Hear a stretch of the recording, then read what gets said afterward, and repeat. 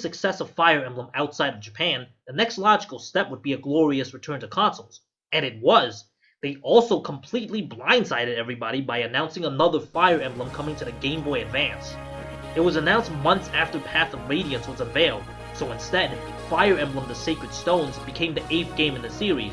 It was a great time to be a Fire Emblem fan. The Sacred Stones took a page from Fire Emblem Gaiden and gave the game an overworld map, different paths, branching promotions, random battles with monsters, and added skills from Genealogy of the Holy Wars. It was a spiritual successor to Gaiden. Unlike Gaiden, it only added new features and didn't radically change the core too much. Classes still behaved the way they did, and weapons still worked the same way. Everything that was added back in the previous game carried over to Sacred Stones. Intelligent Systems tried to make a more RPG-friendly game again. This time it was aimed at Western audience. For all the criticism Fire Emblem Gaiden received, it had some interesting and well-executed ideas. Sacred Stones borrowed some of them, but didn't execute them as well. Again, in Gaiden, you had two main characters on their own overworld map. Sometimes you take turns controlling the different characters, or you control both characters simultaneously. Sacred Stones has its own map, two main characters, but they're both fighting on the same overworld map. The only difference is one section where they split up for 7 chapters and then reunite to become one party again. The way it's executed made it into a branching path in the story instead of controlling two different factions. The overworld map design is also very straightforward with no extra areas to explore outside of the plot. Monsters just randomly pop out in previously visited areas, and they don't move around the map to attack you. Okay, there are 2 extra areas, but more on that later. They also expanded the branching promotions and added brand new classes. Unlike Gaiden, where only one special class can choose what to promote to, almost every class can now choose from up to 2 different higher tier classes. Characters that start promoted are stuck with that class. There are 3 special classes called a Journeyman, Pupil, and Recruit. These 3 units are even more flexible with their class changes. They all class cap at level 10, and then they can pick between 2 classes that were normally considered as unpromoted classes to promote to. Then class change one last time to the usual promoted class. These units start out really weak, but has 10 more levels to maximize their stats growth. This flexible class change system also comes with some flaws due to how Fire Emblem was designed. Remember, stats gains are based on their percentage, so a character with extremely good strength growth but mediocre skill and speed could be hampered if you pick a class with lower strength cap, but high skill and speed cap. Besides different stats caps, some classes also have extra skills like in Genealogy of the Holy Wars. The skills are a mix of old and new. All skills are locked to the class, so no one has personal skills, and they can't have more than one skill. Not all classes have skills, so you have to choose wisely. Normally, with Japanese games, they have their difficulty toned down for Western release, but not so with Sacred Stones. The Western version received a slight difficulty increase in the form of different weapons for enemies and tiny changes like adding forts on the maps. It's barely noticeable, but it's still an interesting change nonetheless. They also toned down the 3 secret powerful classes and reduced their stats caps. This is strange since these classes are hidden and you have to beat the game twice to unlock them. I mean, sure, the game is easy enough as it is, but toning down the secret classes doesn't make sense or make the game harder. Part of the reason the game is so easy is the ability to grind for experience. Fire Emblem was designed to prevent grinding for levels. Fire Emblem Gaiden got around this problem by getting rid of breakable weapons and also allowing you to fight without weapons. Sacred Stones solved this problem by having random items and money dropped from monsters. That way, you'll be able to fight and not have to worry about money or supplies. It also added 2 special areas designed for grinding. They are the towers and the ruins. You get to access the towers early in the game.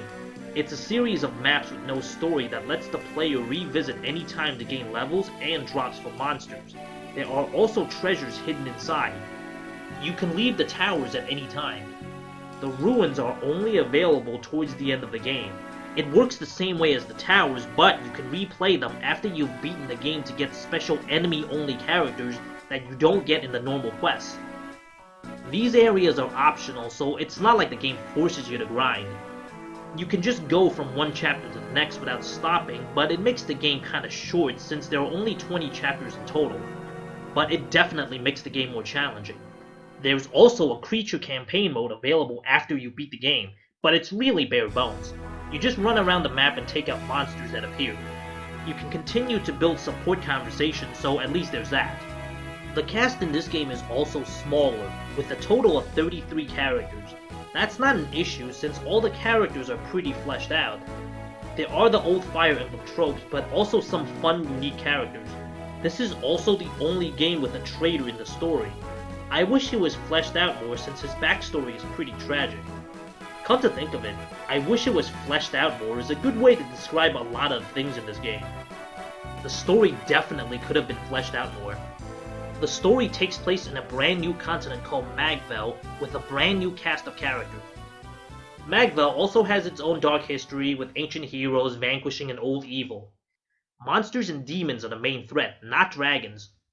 After 800 years of peace, the Kingdom of Grotto suddenly launched an attack on its neighbors. Their closest neighbor, the Kingdom of Ranias, was the first to fall. The Princess Erika barely escapes, and her brother, Prince Ephraim, is missing. Their father, the king, is killed in the invasion. The mystery is that the invading kingdom's ruler, King Vigard, is a decent man. His son, Prince Leon, is best friends with Erika and Ephraim. So then, why would they attack? Worst of all, monsters are suddenly appearing all over the countryside. I'm going to avoid spoiling the story since, unlike the other games, this is available in English, so you can find out for yourself. I do like the setup and the villain's connection to the main characters, and what ultimately happens to the Kingdom of Grotto in the end is pretty sad. It's just that I wished it was more fleshed out. The main characters Erika and Ephraim are also worth discussing. They're twins. You can choose to follow the story from Erika's path or Ephraim's. Erika's path is the easier path, and Ephraim's path is harder. They still rejoin later, and the events play out a little differently depending on who you choose. The story does a good job making them both equally important, but Erika is the first female main character to take the center stage. She's the first lord you follow from start to finish, and she's also playable in more chapters than Ephraim. Ephraim doesn't appear until chapter 5. Now, here's the big thing. Erika and Ephraim are both in love with Leon. Well, okay, so Ephraim admires Leon a lot and wants to be just like him. And there seems to be vague hints of romance between Erika and Leon. It's never outright presented. I'll let the fans argue over whether they're really in love, just like how they're adamant that Erika and Ephraim are in love with each other. I mean, people spread rumors that they marry in the age support ending in the Japanese version. That's absolutely not true. It's things like this that makes it hard for me to buy the incestuous undertone that people claim are in the Japanese version. Since I can't read Japanese, I can't confirm it. Fans also tend to make claims of incestuous relations between Raven and Priscilla in the last game.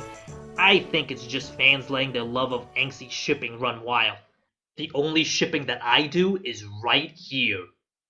Not that Fire Emblem shies away from it, but in Genealogy of the Holy Wars, they outright say it. Me, I'll go with what Intelligent System says.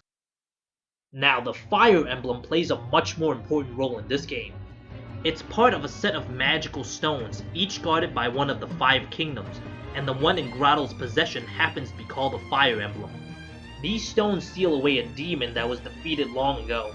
It also contains incredible magic like the ability to resurrect the dead, and the ability to see into the future. It's a pretty powerful object, but has no use in-game. It's just the story's ultimate MacGuffin. As I write this, Fire Emblem Sacred Stones is the only true standalone game in the franchise, with no connection to any other games in the series. I really wouldn't mind seeing another game in Magvel, maybe a more in-depth look at what happened to Grotto. In the end, the Sacred Stones is a fine entry that's a little rough around the edges. It's just that while it's ambitious, it wasn't ambitious enough. It did a lot, but there wasn't enough time for them to shine through. It's still a fun game, and tied people over until the release of Fire Emblem Path of Radiance.